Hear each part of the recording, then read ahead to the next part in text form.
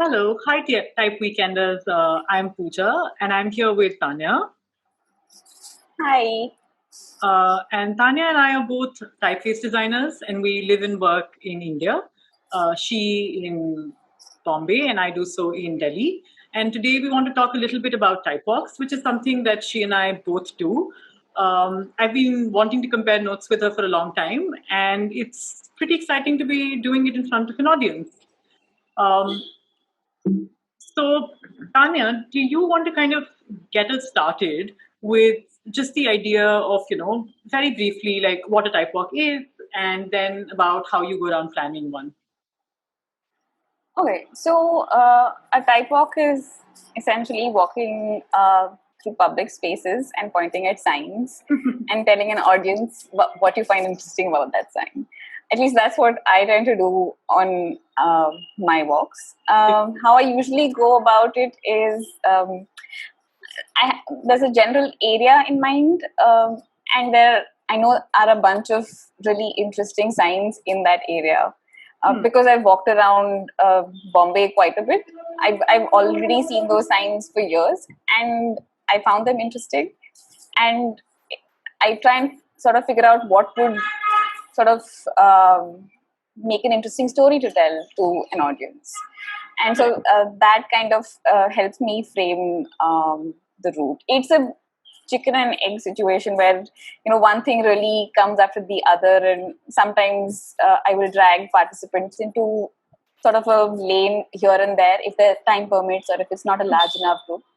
But it's really kind of figure out a location and then sort of map out further points, as you can see on this map of yours, and build from there. What about you? How do you go about it? I mean, I find that it's a super iterative process. Like, so I'll know a sign, then I'll go walk around near it, then I'll find more signs, and you kind of go back and forth.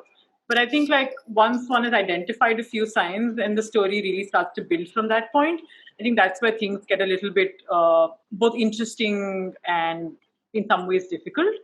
So, I mean, often like when I'm starting off, one of the things I'll try and do is if there are interesting signs that I like on a route, I'll try and muster up the courage to go and talk to the store owners and see if there are any stories that, they have to tell about the sign that they have. So, for instance, like the two signs that you see on the slide now are both for photography studios in Bangalore. And they're both family run businesses, and they both have, I mean, at least I think, rather beautiful signs. The first one is cut in wood, the other one is hand painted. And the families have really felt that it is part of not just like their business legacy, but their family's legacy. And they've kind of preserved them over the years and they have stories to tell about them. So the top left one, for instance, has been taken down temporarily because it's being repaired.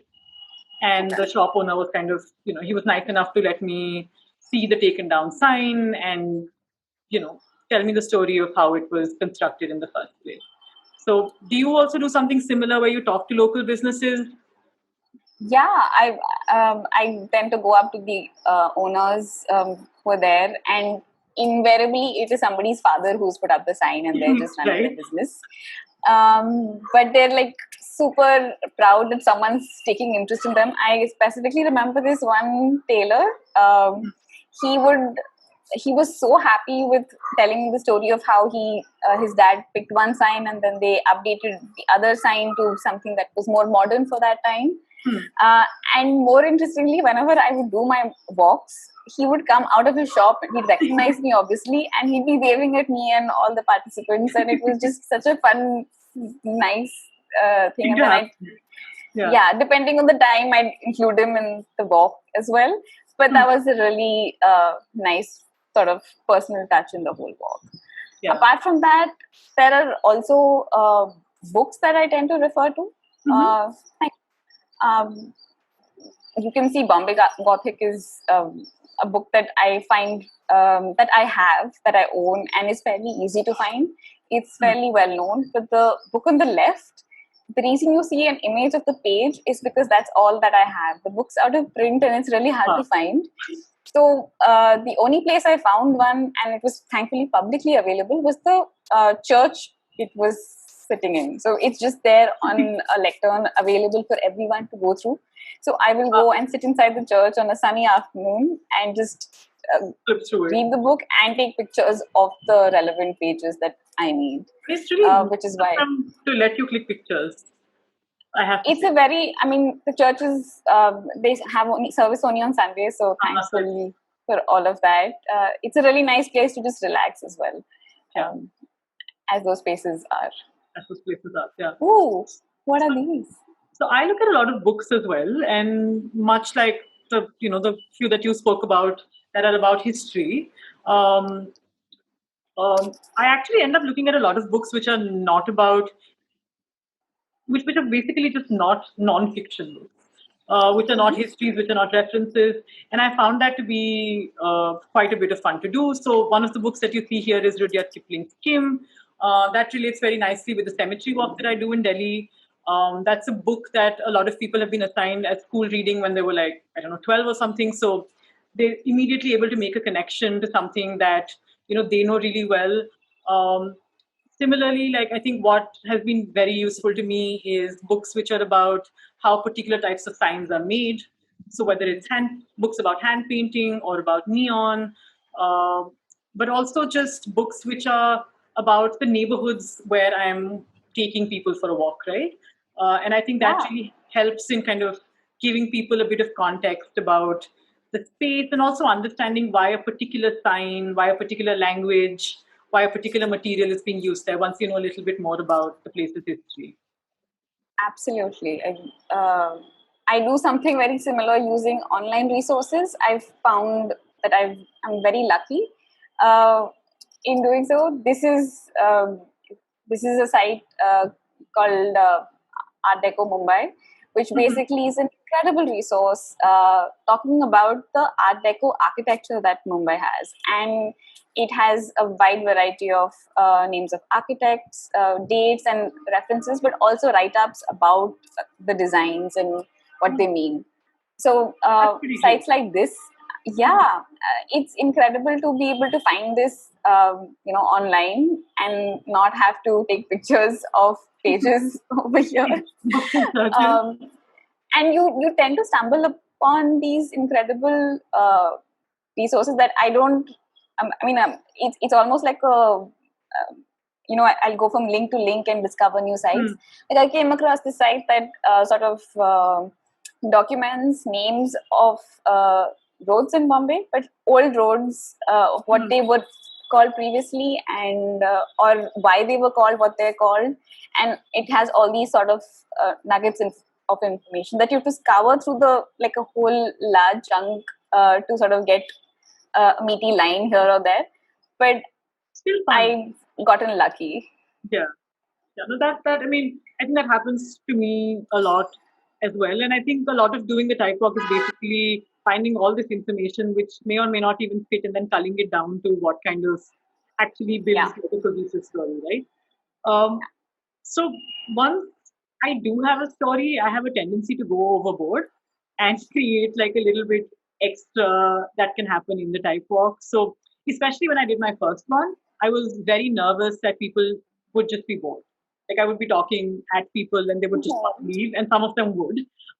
None of that happened, and I would like to think maybe some of it was because of the extras that I was putting together. So, for instance, like we play bingo through the walks, people try and spot signs on their own to see if they can find, hand painted styles on them. That particular walk is a long one, so we take a break to have a drink, and then I lug like a bunch of interesting hand painted lettering books that everyone can look at because they've been seeing a lot of that out on the street. So, do you also kind of do something like that, or are you like much more confident in just like the signs that people are going to see and what you're going to talk about? Not at all. I am petrified of speaking in front of an audience. I'm partly glad this is recorded, partly, but this comes with its own set of challenges. I would not have, like 10 years back, if someone had told me that, oh, you'd be, talking to audiences and like impromptu on the road in public, I would not be able to comprehend this reality. But somehow I think just doing the research, making sure I've overcompensated in multiple ways has sort of helped placate me. And at the end of the day, it's really helpful to see people happy and walking away with those stories, and it's a rewarding experience at the end of it.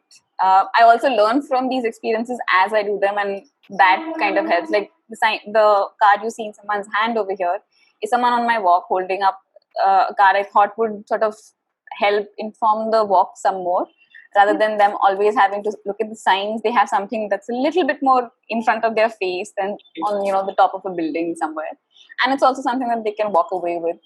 It's always nice, yeah. Yeah. No, and I'm super glad that you bring up being like anxious and just like not feeling overly confident about them, because that's totally been like my experience as well. Like I love doing the type walks, but I also hate doing them, and it kind of goes hand in hand. So like that silly photograph that you see on the slide is me. It's actually me a few minutes before I had to leave for a walk, and then it's me again maybe 40 minutes later when I was doing the walk. So the way I'm feeling in both those moments is entirely, Yeah. different. And I think it's pretty great that, you know, I mean, I think it's really nice that you and I don't necessarily feel like confident people who can do this, but because we like doing it, because we prepare, we're actually able to do this at least reasonably well, right? We do them again and again, and people show up. And I think it's it's kind of important to realize that you don't have to be kind of I don't know, naturally talented at one of these things to be able to do it. I think, I mean, that's a lesson that would have come in very handy, when I was like 19 or something. And I hope it comes in handy to someone else. Um, so, so I mean, of course, now we've put together a route and we've done our research and everything. But what kind of stories do you ultimately pick to tell in your? So, like I said earlier, when I'm planning the route, I've figured out these signs that look interesting, but I find it more helpful to sort of tie them together with a story or tell a story about those letters itself. Right. For example, if you see the sign on the left-hand corner, the Noble Juice Center, some of you might recognize that as Mistral by Roger Excoffon. And what I do with my participants is that I will tell them that this is a typeface that was designed by a Frenchman in the 1950s. Right. A design from France has traveled all the way and come here to a small juice center at the corner of a road. You know, the original sign went up in the 80s, as the owner told me. His father put it up, and it's dilapidated, like the E is kind of broken, and the letters are askew. But this typeface was sort of carved into wood and then mounted, which is why again the spacing is kind of off. But just drawing these connections and making something little bit more tangible kind of helps give them some sort of context to what I'm talking about, and also the scale of type design, because it's not just here how it connects us to other countries and other designers. The next one with Bombay Samachar, that has a really interesting history of its own. So I like to talk about how the newspaper itself is so significant. It's a newspaper. Mumbai Samachar is a newspaper then. Yes, Mumbai Samachar is a newspaper. The sign has Gujarati lettering as well as English. The Gujarati bit says Mumbai Samachar, while in English you have the Bombay Samachar, which I think refers to the company holdings versus the masthead that would then sort of talk to a Gujarati audience who might be more familiar with the name Mumbai rather than Bombay. But this is an incredible piece of history because this is the printing press for essentially the oldest vernacular newspaper in the country that is still in print. And that is incredible. They will turn 200 in 2 years. Like 2022 is, I mean, and just thinking about that makes me so excited that, something like this has been around for 2 centuries and it's on a road that's sort of named after it as well. So all these kind of tidbits are something I will sort of pack into this one spot over here. And then I'll quickly wrap up with the last sign. This also has a really cool story. It's really, I mean, you can see that it's above the first floor of the building, and it's usually covered with branches. I was lucky; they trimmed this tree the day I took the picture. So you can see what is the HMV logo on a metal sign, which is very dilapidated. It's a ghost sign almost, and you can barely spot it. But it's the only sign that tells us that the HMV studios used to be over here, which is where the Beatles recorded when they were visiting India. That's so cool. Yeah, so it's stories like that I feel like sort of stay with the people rather than the type itself. What about you? Do you tie things together with stories? How do you go about that? Very similar to what you just explained, actually. In addition to that, I think one of the things that I enjoy doing when the opportunity presents itself is to kind of very specifically tie typographic history to something that people can see in front of them. It's, I mean, most of us here have only studied this in books. So, like, I don't live in Rome. I'm not going to like be able to see, the inscriptions. So all of it is a little bit at a distance, right? So you read about it in books, you see pictures, but you don't necessarily see something right in front of you in your local environment which connects with it. So, for instance, the sign that you see on the left has like this modulated sans serif. The sign was sort of set up, I think, in the late 20s or early 30s. So what was then like a very fancy, posh theater where people would go dancing. And it gives an opportunity to talk about this particular style of lettering, kind of trace back its history, ask questions about, after so many years of its becoming popular, does it still invoke the same feeling when we look at it? Does it still feel fancy to us? Why does it do that? So those questions are always interesting to ask. Yeah. The sign that you see next to it, not the sign, it's actually a picture of a headstone from a cemetery walk that I do. This, especially if I'm doing a walk with like designers or architects or students who are studying that, kind of immediately get attracted to because they can kind of identify the style of lettering as something that looks like futura. And they're always keen on asking, oh, like this, does this have future on it? And for those who are a little bit more savvy, you'll know that it's not. But they also really enjoy one, being able to identify a type style, but then also learning a little bit more about it, and then hearing kind of my personal interest in it and how I've tried a lot to kind of tie this style of letterforms on the headstone to typefaces. Do they match? So, for instance, it looks very, very close to one of Rudolf Hoch's designs, which was also used in the titles of Yellow Submarine. So all of that kind of makes up a story that people both find interesting, and then suddenly these kind of letters, which are otherwise very dry to them, start to kind of imbibe meaning, which I think is what designers try to do all the time, and it's kind of nice to see people discover that meaning as well. Yeah. So one of the things that I try to do, though I'm not sure how successfully, to be honest, is kind of make people familiar with what design is, like as a discipline, because I think people struggle a lot with understanding what it's like. And I wonder if you ask yourself similar questions when you're setting up, a type work. Yeah, I think one of the easy things to do on a type walk is to talk about constraints, to talk about how things can look the same or different. A very obvious example over here is the Arabia lettering. The two images on the right hand side are signs on top of a restaurant in Bombay. One has Arabia in English, while the other has it in Arabic. It's probably Nastali. But what is incredible is both of these signs have this kind of pixel font like feel, which is something that one would normally associate with the digital space. And here you have it for a regular eatery, nothing fancy, definitely nothing futuristic. Right.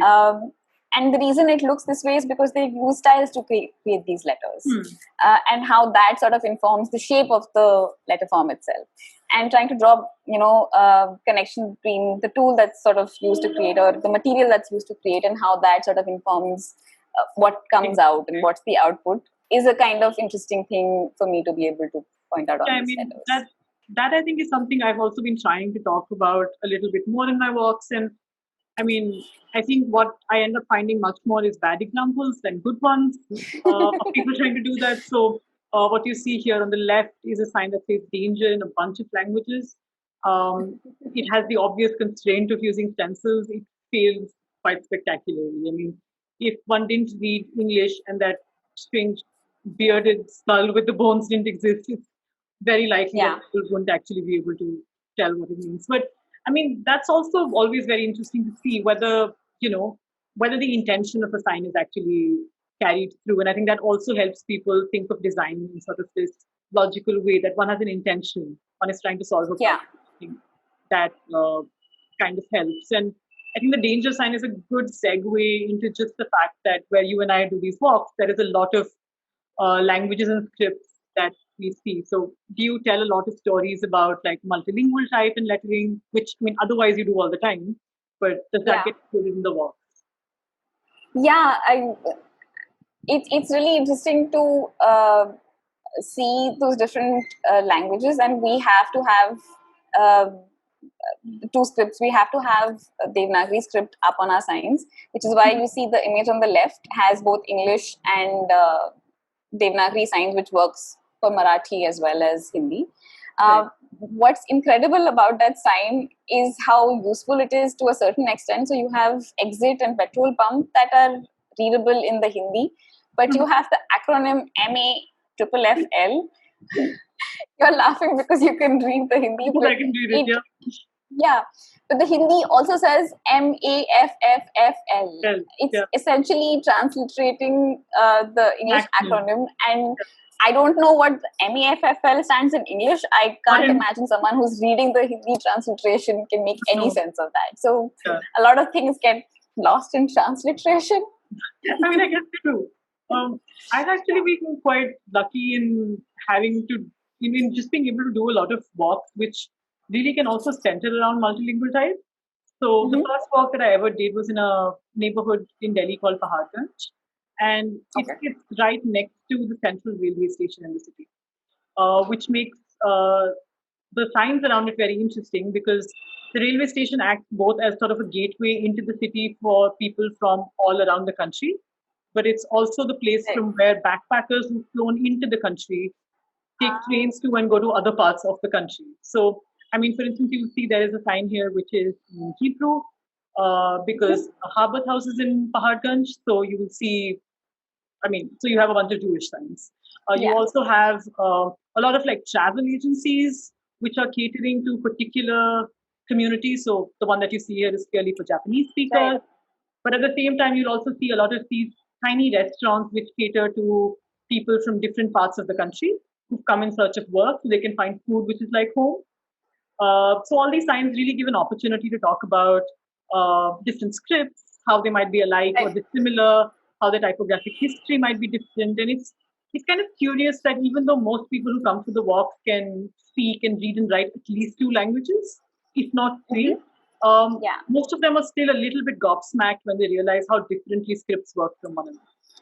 And that's Absolutely. always like, I mean, I find it fascinating that they do, and it's kind of heartening to see that those who are not interested in type find it kind of equally interesting and worth kind of, looking into. Yeah.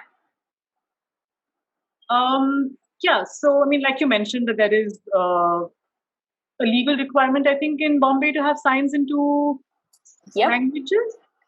Yeah, you need to have you need to have it in Marathi, which Right. uses the Devanagari script. So Marathi in the Devanagari script needs to be there, and any other sign is extra.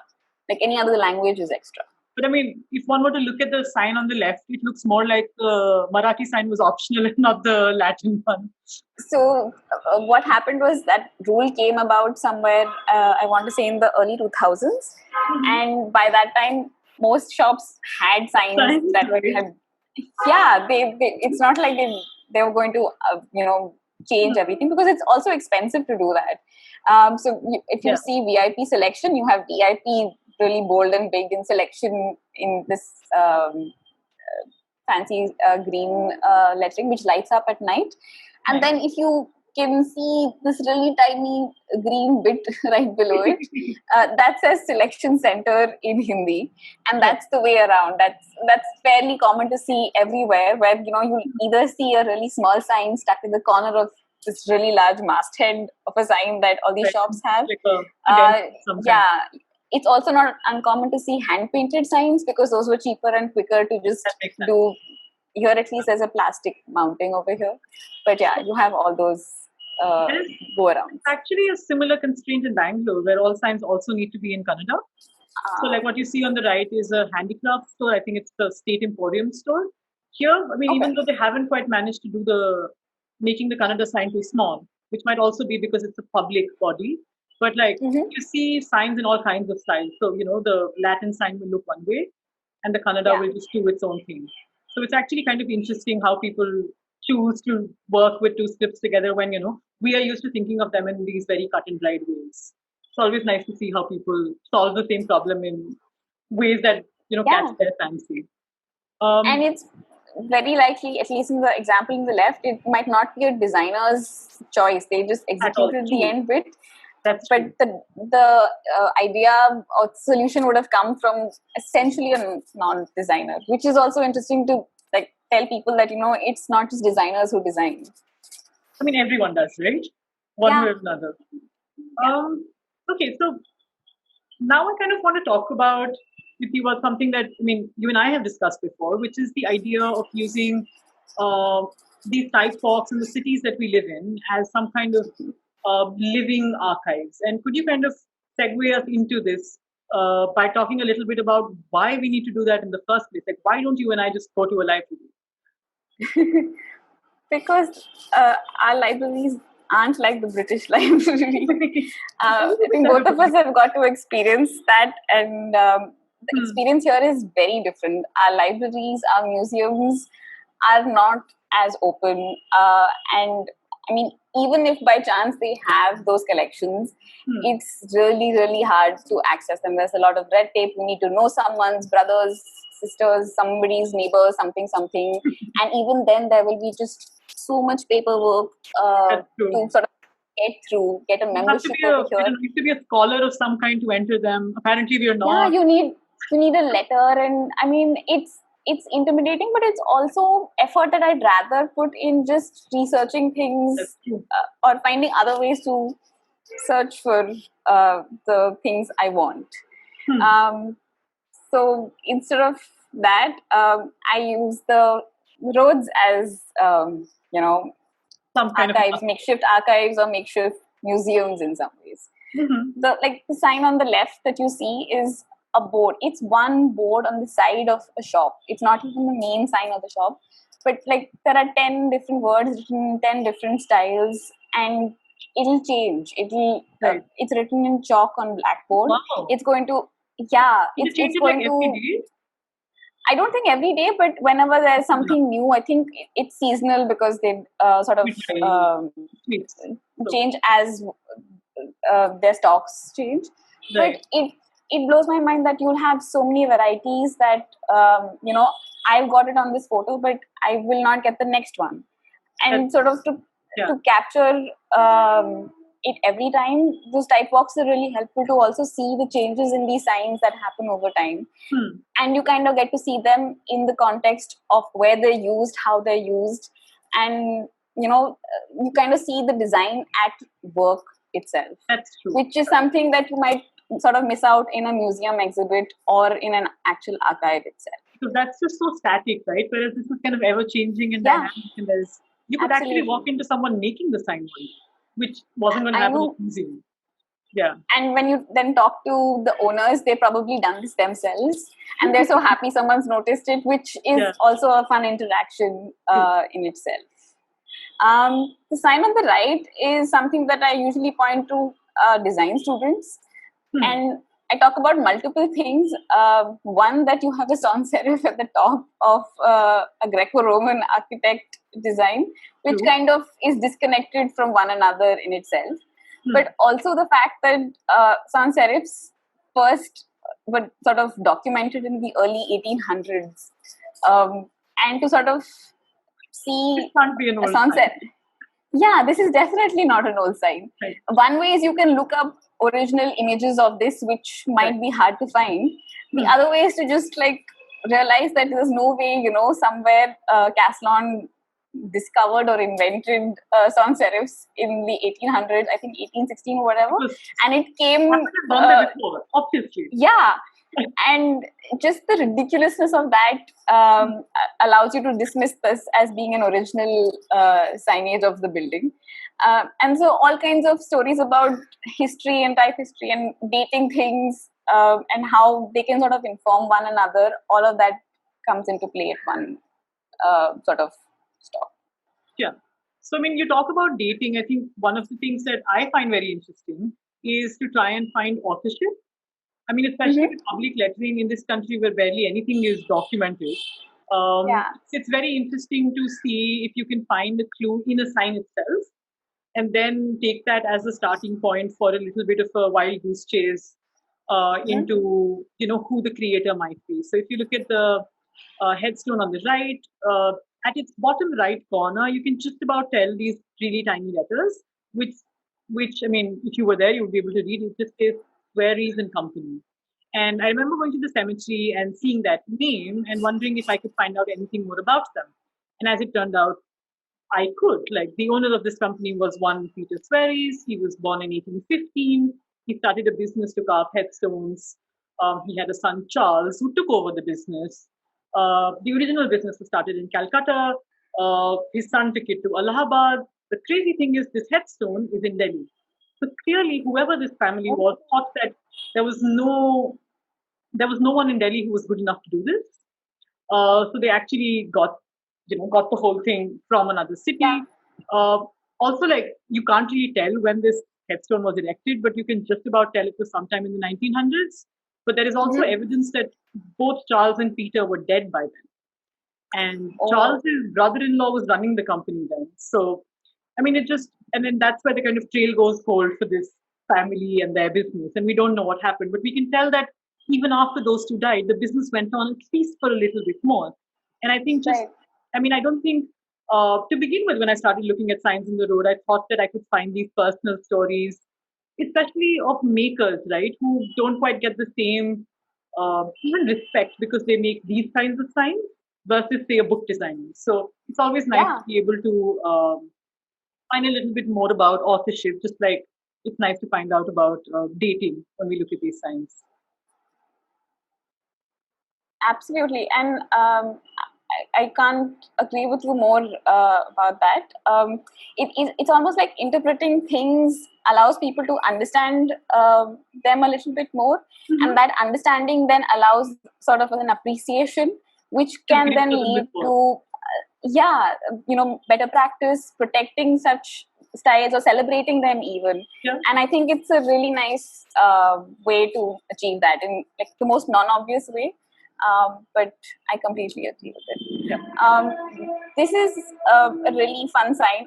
So this is none of these signs are on any of my Typewalks because they're spread across the city. The pictures that you see on the top and the bottom are actually part of the same building. Like it's a really wide building, and they're sort of at two ends of it. Sorry, I'm really close to a train station. And the sign in the middle is in a completely different place. And you can kind of see that the identity and the style of the lettering is the same. So the same person sort of created those letters, but they sort of expand and are spaced out furthermore where you have it across the side of a whole building. Whereas the image in the middle is a really cramped wall where you have to stuff both the English and the Devanagari lettering on the same thing. So you can see the headlines of the Hindi matching, sort of touching one another. While on the top, it's difficult to read that because they've sort of spread it out and spaced it out way too much, including the conjuncts. It's super bizarre. But what this allows me to do is look at different interpretations of the same sign, almost like someone's thought of this idea, but then it's obviously mounted on a wall by someone completely different, and they've interpreted it in a different way. And you can see this interpretation in a lot more places, and I'm hoping to get more pictures of the other versions of this as well. I mean, it's also kind of nice to realize with all of this is that design I mean, so many of us tend to think of design as this sort of solitary exercise. And Yeah. people tend to think of like one great designer, whereas most of these activities require a lot of different people.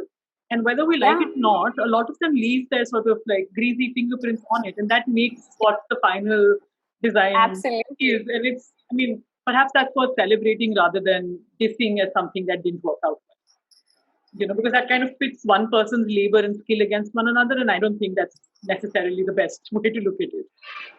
Absolutely. And also maybe acknowledging that there are other people and then making it a little bit more foolproof, because you can allow for that also. That's true. Absolutely. So there are different ways to sort of solve for this issue. I particularly enjoy the diversity available over here. But I mean, if you want another outcome, then there are other solutions you could work towards. Yeah. I mean, I'm kind of glad you brought up diversity, because this is one of my absolute favorite signs in Bangalore. All of these signs for Corporation Bank exist on the same building. It's not a large building. It's like, I think, 1 story high. And these are all just jam-packed one next to another. And Wow. I mean, I really enjoy looking at them as someone who works in multilingual type design and typography, because they give like just these two completely opposite approaches to, like style matching. Like what you see on the top is someone's decision to try and match three scripts as as much as possible without necessarily thinking of whether it works or not. On the bottom, for the same building, someone decided that they would just do what they felt like in each script, as long as that particular thing looked nice.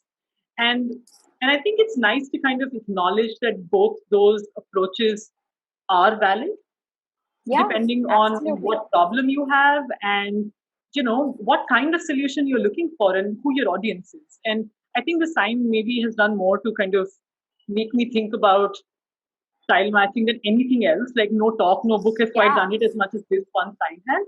And to that extent, like even the city and what you see in it can be just as useful as what you read in a library. You just need to have the right tools to kind of interpret it, right? Like you were saying. And so like this is another example. This is a small gravestone again from my cemetery walk. And I'm always completely taken by just the number of styles you see on this, right? Like, I think so many of us, the way we are trained, would think that doing something like this on a headstone is almost disrespectful. I mean, the typography on it is cheerful to me almost, and why shouldn't it be? And is it really just my bias that I think that this is inappropriate? So it really helps me kind of question what I've learned, like literally learned in design school, and sometimes just setting it aside because, not all of it is right. And, there's a lot more context and perspective that I can bring into my work thanks to TypeWalks that, I mean, I couldn't have otherwise. I completely agree with you. Before we proceed, can I go turn on the light because I look like a floating head now? Please. Okay, so this is an example of how I sort of got inspired by a sign that I saw. I mean, the sign on the left, for those who don't read Hindi, is those who read English, you can probably see a very stenciled N on the top in white, while you have a knee in Hindi sort of being formed at the bottom along with the sign on top. And that sort of is an acronym for Neelam, which is the name of the realtors that the sign is talking about. Do you not see an R in the negative space?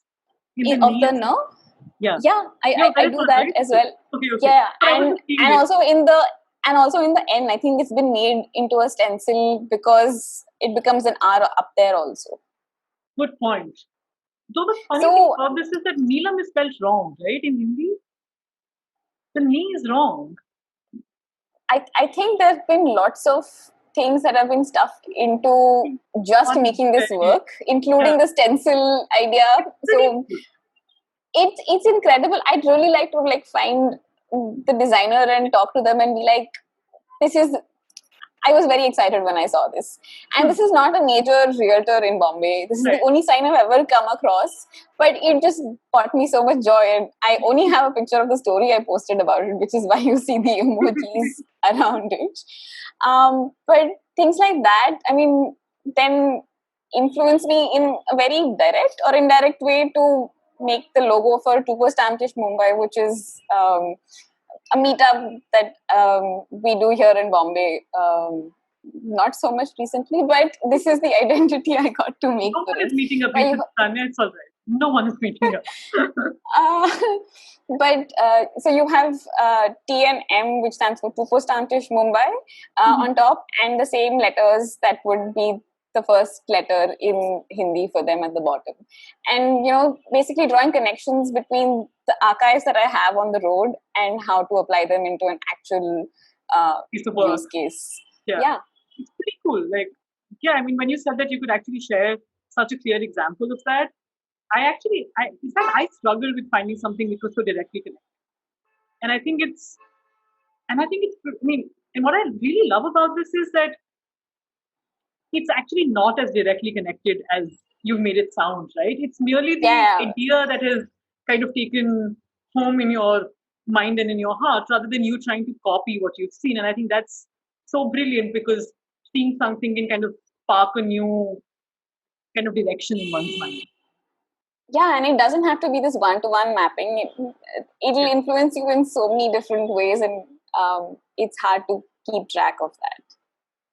Ooh, so I really like this quote. It's actually a contraction of a bunch of principles Freeman Tilden had. Should I read it out? Why not?